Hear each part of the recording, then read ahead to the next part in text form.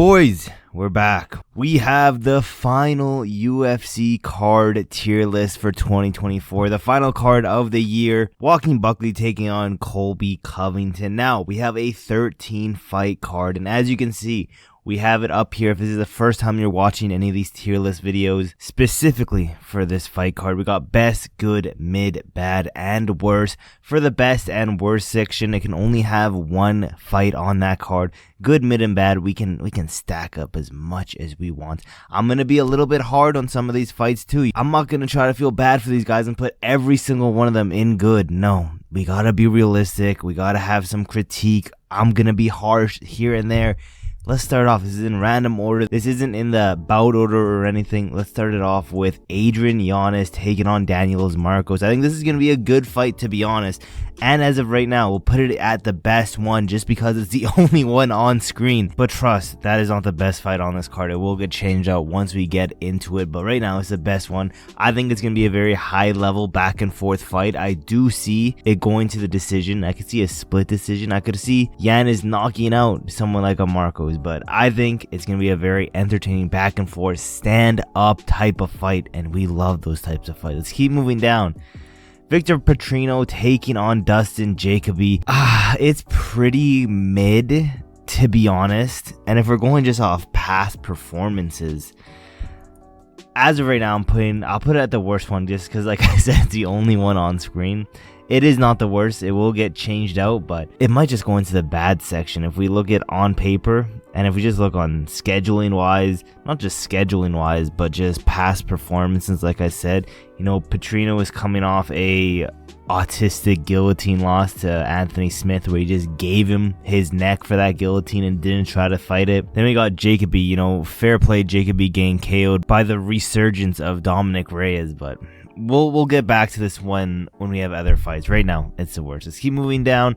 The co-main event, we got Swanson taking on Billy Quarantillo. I think it's gonna be a good back and forth, you know, vet type of fights. Both these dudes pretty old. This is a battle of the unks here, and it's mid, to be honest. I'm not going to put it in bad because I do think, you know, Swanson is one of these rare old fighters who, you know, brink of retirement that are still very entertaining to watch and do have some skill to him still left, which is pretty impressive considering the age. Moving down, we got change up Victor Petrino because we got, as of right now, the worst fight on this card. Miranda Maverick versus Jamie Lee Horth. Now, realistically, this should be a layup easy win for Miranda, but I don't know if you guys have noticed this, but in some of the fights that should be just layups, Miranda, she just makes the fight harder than what it has to be, and you know, instead of making it a dominant win, she goes to the decision, split decision. You know, she's not as dominant as what she should be, and she just has zero finishing instinct. I think this is gonna be a very boring,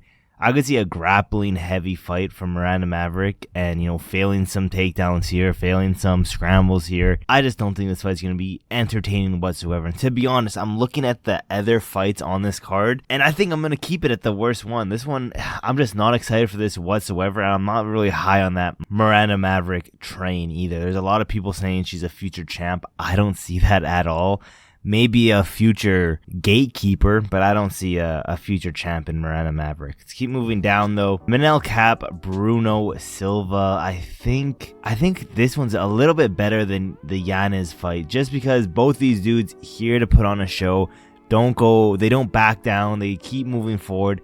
And, you know, hopefully Manel Kape can get it done and get a bounce back win. But to be honest, this is a very close matchup. I do think Manel Kape's gonna get it done. I think it's the best fight on this card so far. Maybe the best fight on the card in general. And yeah, both these guys not afraid to swing and bang. You know, it's not gonna be the boring fight we saw last time with Manel Kape against that dude who got cut from the UFC. I completely forget his name, but yeah, I don't think it's gonna be similar to that. I think this is gonna be a very fun matchup. And you know, we only got a handful of guys left. Let's keep moving down.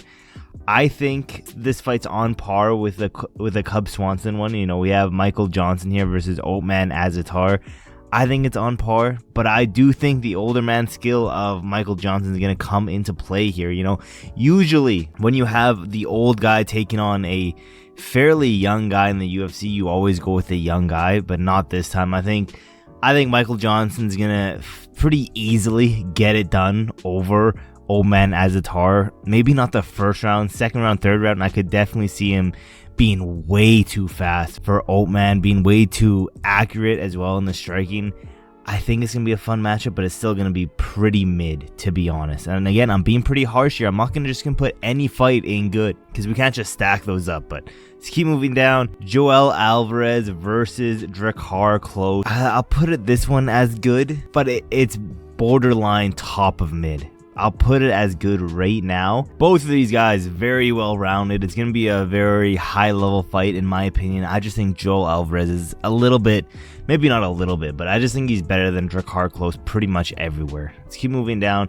Another women fight I'm going to put at the very end of bad. I do think this one's better than the Miranda Maverick fight, just because I think it's going to be more entertaining on the feet, just more entertaining in general, where this one I could see it being a very boring, close fight, which just makes me mad because Jamie Lee Horth is, I don't even know who this woman is, and I've been watching every single fight for years now. Every single Saturday, I've wasted my time watching the UFC every single Saturday. I don't know who this woman is, and I guarantee, Miranda Maverick will probably have a hard fight with her, a harder fight than what she should be having. Let's keep moving down though. Sean Woodson taking on Fernando Padilla. I think this is also going to be a fun matchup. I am going to put it above Joel Alvarez, to be honest. And there has been some worrying fights for Sean Woodson, but take away a few fights, every other fight he's had has been very dominant. He's just a very lanky and just weird looking dude.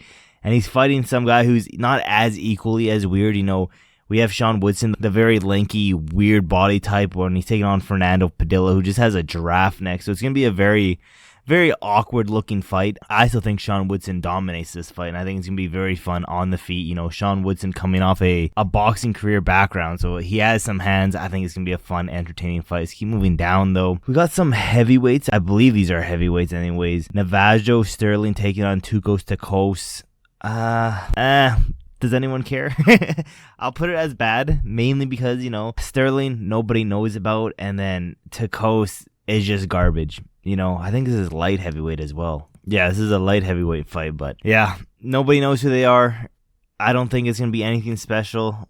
It's crazy how this is on the main card, but it is what it is. I have it as bad. Just both these guys very unproven, and Tokkos just sucks ass, so it's mainly on the Stirling side if he can do anything fun. But let's keep moving down. 3 more to go to. Miles John, Philip Lima. It's going to be a mid-fight. I honestly see this being a very hectic first round and half of the second round. After that, I think both these guys are going to gas out. Both of them don't have the greatest cardio, so I'm putting it at mid, and I also think it's going to go to the decision. So third round is going to be interesting, but I have it right here. Let's go down. 2 more to go to. Davy Grant, Ramos Tavares. I think it's going to be a good fight. Davy Grant practically always in some really fun fights. And yeah, there's not much to say about this. I think it's going to be a good one. I don't know who to put here. We got the main event now. Colby Covington, Joaquin Buckley. I don't know which one is going to be better. Which one's the best, to be honest. I'm leaning towards, I don't know. I'm putting a lot of stock in hoping that the Colby Covington versus Edwards fight was a one-off type of fight and he was just ring rust. That's what I'm thinking.